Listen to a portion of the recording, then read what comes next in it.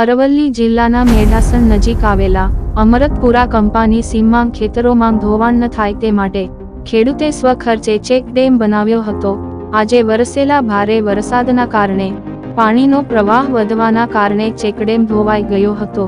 Check dam પાસેની બેખડો પણ ધસી પડી હતી। ચેકડેમ ઓવરફ્લો થયા બાદ તૂટી પડતા ચેકડેમનું પાણી આસપાસના 5મી વધુ ખેતરોમાં પાણી ફરી વળતા ખેડૂતોને ભારે નુકસાન વેઠવાનો વારો આવ્યો હતો।